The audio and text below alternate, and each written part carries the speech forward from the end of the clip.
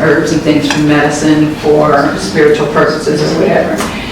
In North America, Native people were given the tobacco, sweetgrass, sage, cannabis.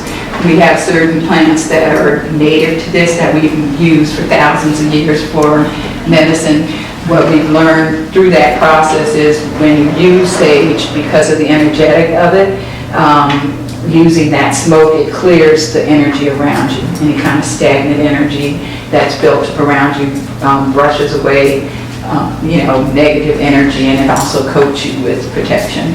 And it's also, good for tea and all that good stuff. We use it for ceremony and all. The thing with sage is there's different kinds of sage, and what it is that it's become like so many other things, it's become a commodity and a fad. And so you see it, New Age folks, and you see the Ghostbusters on TV, and they got their sage, and the psychics, and everybody's got all this sage, and sage is being over-harvested, it's being misused, and we don't, and so when you're using things like that, just like tobacco got taken out of its nature and misused, and that's what's happened with cannabis now, and that's what's, cannabis is an awesome healer and always has been. But now it's become the fad thing, and people recognize that it has healing properties, and then there's the recreational thing that, yada yada. So for us, when we use sage and when we harvest sage and stuff, it's grown as medicine. It's received as medicine. We speak to it as medicine. We ask it for when it's being planted, the seeds are prayed over, and we ask that it does this particular job. When we water it, we pray constantly for it, and we energize it to become the medicine and the spiritual tool that we need it to be. We don't over-harvest. We never pick a whole lot from the same plant, and we always ask the plant, are you willing to come and be this? And if you're not getting a yes, you don't just, wholesale just start chopping stuff down and stuff. So,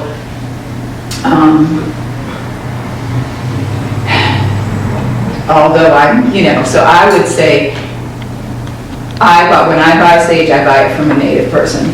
There are places online where you can, where native people are growing and harvesting, and then I know it's medicine, or I go get my own.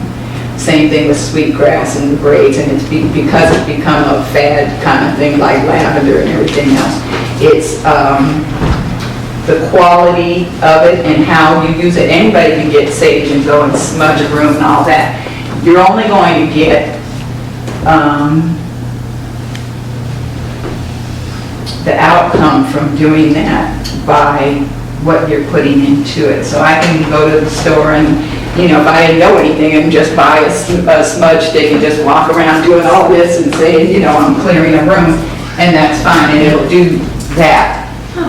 If I'm doing it as a person that's been trained as a medicine person, or in ceremony, and when I take that sage, I get the sage from its source, and then when I go in and I do it with prayer. Everything is started from the seed up with a prayer. And so when I go into a space with it, I'm putting all my energy into that space along with the sage, and I'm smudging with an outcome of watching the energy in that space and what needs to happen and supporting it. So it's a different thing. And I do believe, in terms of ancestors, I believe that because I can tell you about, like with Native people, so many tribes were annihilated. So there's so many, and there are more in the tribes that now are here. Many have lost their ties to their traditional ways. The Lakota fought for 21 years to be able to have the right to do their ceremonies again.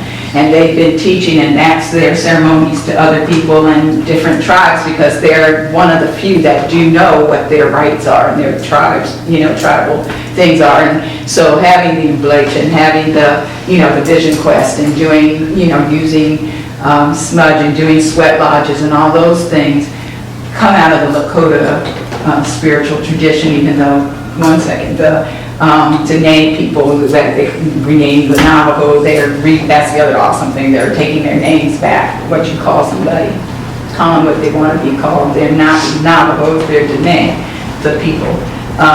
And so they are, they have their own form of sweat lodge. The Mayans in Guatemala have their own kind of sweat lodge. Everybody has their own traditional things that they carry through their tribes. And so the people that are of those bloodlines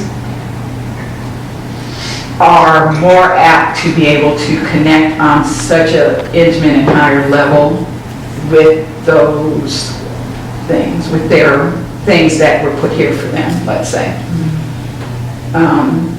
And so other people can learn them and use them, but they're not ever going to have the same